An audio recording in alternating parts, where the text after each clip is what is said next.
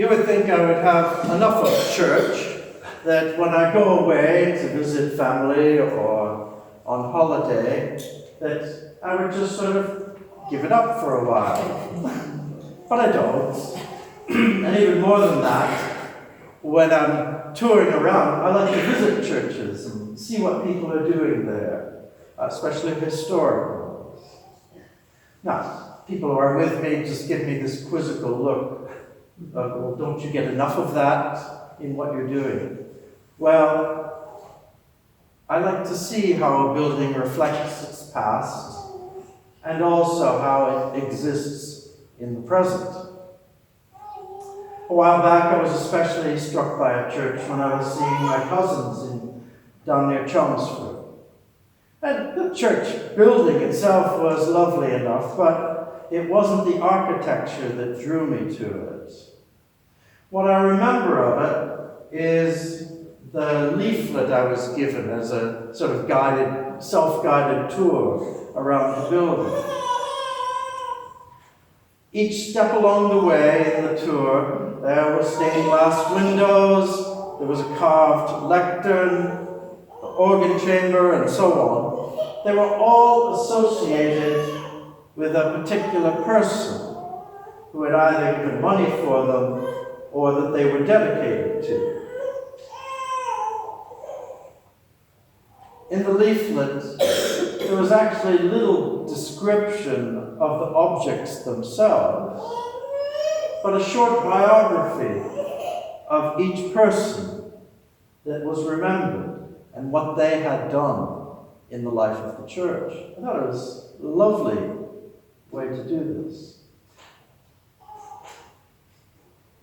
What struck me as important to this church, or at least to the person who wrote the leaflet, were the people who had gone through that church, through that parish life, and not just passed through it, but left an impression so that the faith was handed on.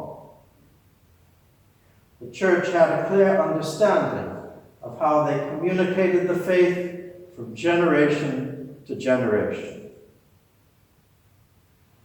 In the reading we heard from Timothy, the Apostle Paul comments on how this faith was passed on to Timothy, nurtured in him. A faith that dwelt first in his grandmother Lois and his mother Eunice, and now he says, I'm sure, dwells in you. And one of the points of that letter is that now it's your turn. You need to pass this on to others. If each of us were to tell or write our spiritual biography, it would be dotted with references to how I was influenced by Aunt Harriet, or Grandfather Harry, or Mrs. Smith, the Sunday school teacher. One of my own heroines, I suppose, in my spiritual biography would be Miss Garland, because my parents sung in the choir in this church, and so from very young, I was farmed out to Miss Garland, who looked after me and gave me sweets and taught me how to read the Psalms, and that stuck with me. Not so much all the things she taught me, but that friendliness of, this is what church is about. And it was a good place for me to be as a child. And that stuck with me, I'm sure. I went to Sunday school. I don't remember anything about that. But in other situations, there will be Sunday school teachers who are those people who have passed on the faith.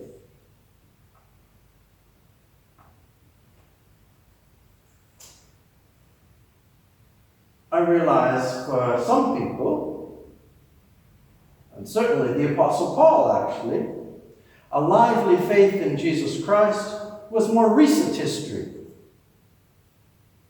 Yet there were still those people who somehow engaged, taught, and nurtured the faith by their word and example.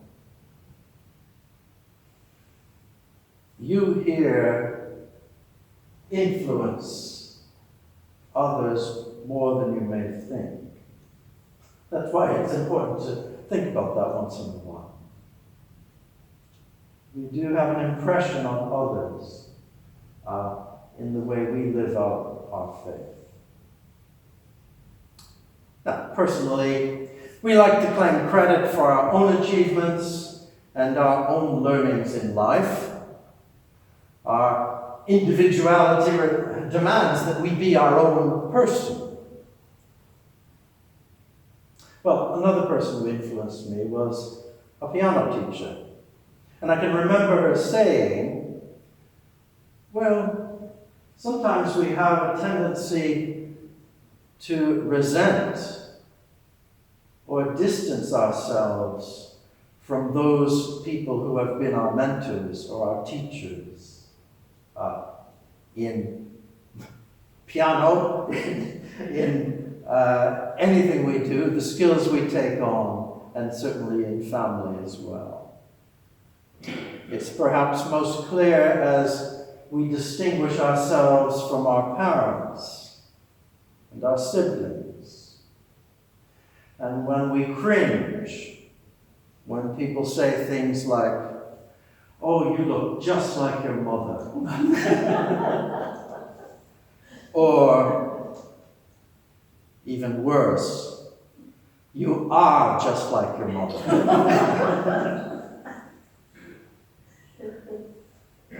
Our maturity comes when we talk of the influence that others have had on us, and especially the good that they have given us, and not push them to the side as if we came into this world self-defined. In faith terms, it is that point when we talk equally comfortably, I think, about my faith and the faith which has been handed on, in whatever form. Again, the Apostle Paul explains this well. He had a very dramatic conversion to faith, a change which made his faith unique and fresh and turned him towards Jesus. But he also says, "I serve God with a clear conscience, as did my fathers." And his writings are infused with what he learned about God in the past. There is always that link. And he makes this even clearer in talking to Timothy. Remember Lois and Eunice and how the faith now dwells in you. Now, we are not a church given to excessive memorials. And actually for that I'm grateful that we don't have plaques all over the walls and things like that. However, one of the things that is where we get closest to that is our book of remembrance. Oh, where is it? Over there. The book of remembrance. And I encourage you to take a look through it sometime, especially if you've lived in this area for a long time, and see the people who have been connected here. But what I appreciate most in this congregation are the stories that I hear. And we have a few great storytellers, as you will know. People I have never had a chance to meet, come alive, as you tell me of them. Others of you I know are here today because of some of those people who have come previously, whether family or friends or whatever. We have much to rejoice in. a rich treasure, a lively faith that has taught us how to live. That's the history of this particular, relatively young church.